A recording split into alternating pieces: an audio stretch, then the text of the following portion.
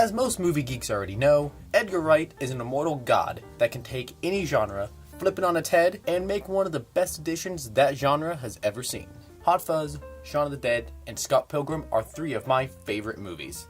So really, it was impossible for me to withhold my excitement for Wright's fifth movie. And it's that same excitement that probably ruined my first viewing of Baby Driver. This is Cameron Flatt giving you the flat-out truth on Baby Driver. The story is of one Baby, a young, exceptional getaway driver that wants out of the crime world. What is his newfound motivation? What else other than a cute girl? Baby has a permanent ringing in his ears caused by a childhood car accident. To drown out the noise, he constantly listens to music. Building an action movie structure around music is absolutely brilliant. Edits, character moments, dialogue, it all syncs up. And as an editor, I was absolutely blown away. The result is this smooth, natural flow that sucks you into each moment. From small character beats to the big action scenes, they all have this consistent sense of style and rhythm thanks to the editing. Unfortunately, it seems that Wright got too carried away with this genuinely genius idea and forgot to get creative with almost everything else. While it is all fun and entertaining, I found that I wasn't really that invested by the time the climax rolled around. Wright has built his career on taking worn-out cliches and creating something fresh and brilliant. This time, he uses worn-out cliches, but forgot to do the second part. He is also clearly a movie geek himself, often referencing the work and styles of other genre filmmakers. In Baby Driver, however, it sometimes comes off as copying rather than referencing. Being a crime film, the characters and dialogue scenes seem a bit too much like a Tarantino picture. The whole silent yet skilled getaway driver thing seems a bit too much like Drive. Baby himself reminds me a lot of Eggsy from Kingsman.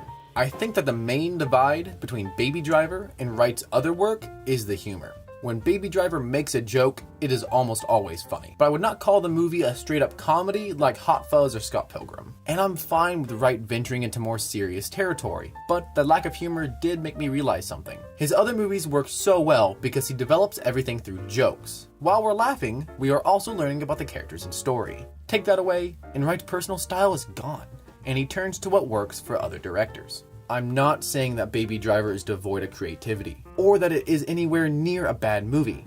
It just doesn't have the same genuine touch as his other near-perfect work. But who knows?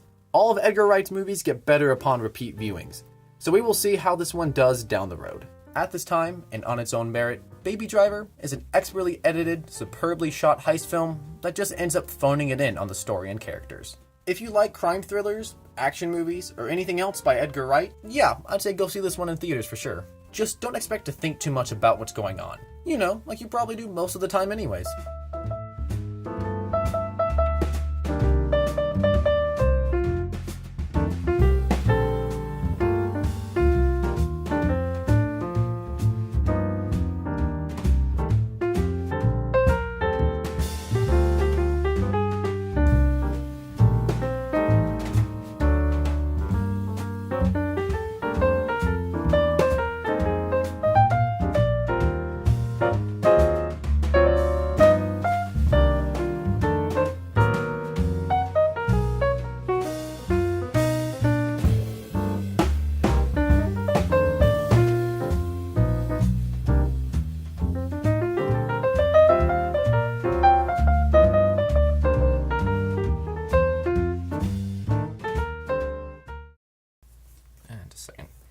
Untying my shoes here.